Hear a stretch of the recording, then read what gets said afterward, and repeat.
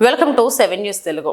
ఆకలి ఆర్తనాదాలు ఈరోజు అనగా 17/6/2026 విజయవాడలో ధర్నా చౌక్ నందు కాంట్రాక్ట్ స్టాఫ్ నర్సులు మరియు పారామెడికల్ సిబ్బంది మహాధర్నా నిర్వహించారు.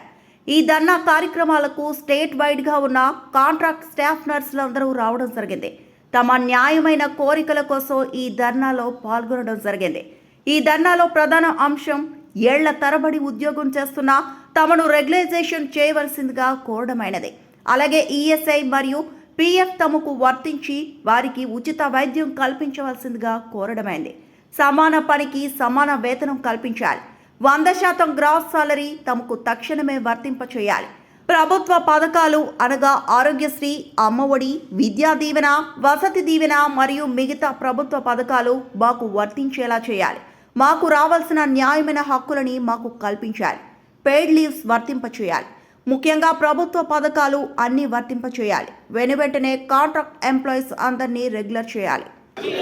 అనేక గవర్నమెంట్లతో పోట్లాడి మన ఉద్యోగులకు రావాల్సినటువంటి న్యాయమైన డిమాండ్ల సాధన కోసం మీతో పాటు కలిసి ముందుకు నడిచిన నేను ఈరోజు ఒక విచిత్రమైన పరిస్థితిలో మిమ్మల్ని కలుసుకోవడం జరిగింది.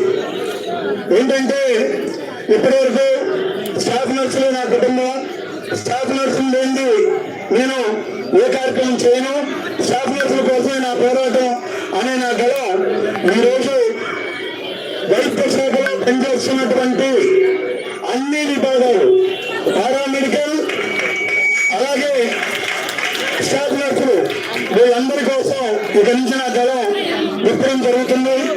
ప్రతి పోరాటంలో కూడా మీకు నా తరఫున కావాల్సినటువంటి అన్ని రకాల